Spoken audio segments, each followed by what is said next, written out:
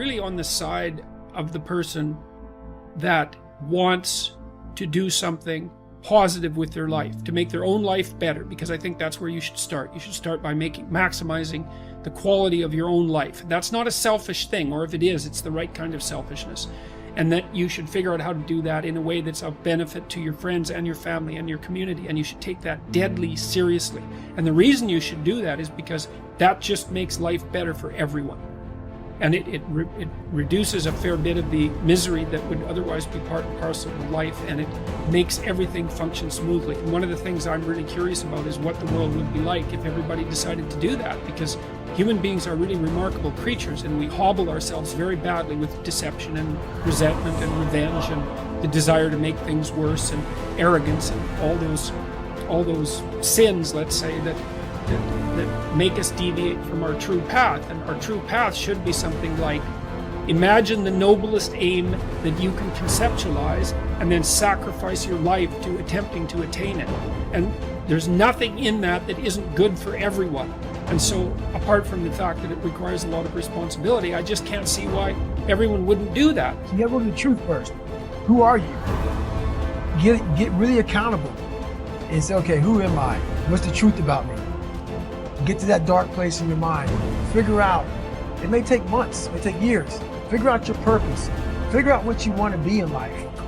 And then from there, okay, I have my purpose. It may take a long time. No one knows their purpose because it's too loud. Find your purpose. From there, all right, you gotta start planning. People love the planning phase because it's very comfortable. Then from the planning phase, you gotta go to execution. So the execution phase is what we all hate, because that's where the real work begins, and that's when the failure happens, and the failure. So that, that's kind of how you have to do it. There's a tremendous amount of stuff you got to change and do. You have been given the message over and over and over, even though it's not true, that you don't deserve it, that there's something wrong with you. If you don't, at some point, be defiant against what the world or your past experience has pounded into your brain incorrectly, unfairly, you will forever be stuck with that story. You are not responsible for what happened to you. You survived what happened to you. But you do have a responsibility to heal yourself and to do the work to change so that you can be the happy, fulfilled person that you were born to be. In a moment when you feel alone, you can give yourself the boost, the support, the empowerment that you need to keep going. If it's important to you, you're gonna find a way. You won't have to look for a resource. You will become resourceful. It's not always about the accomplishment. It's about the effort. If we can just keep the effort going, the excuse is irrelevant.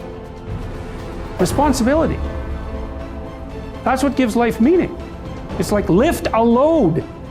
Then you can tolerate yourself, right? Because look at, you're useless, easily hurt, easily killed. Why should you have any self-respect? That's the story of the fall.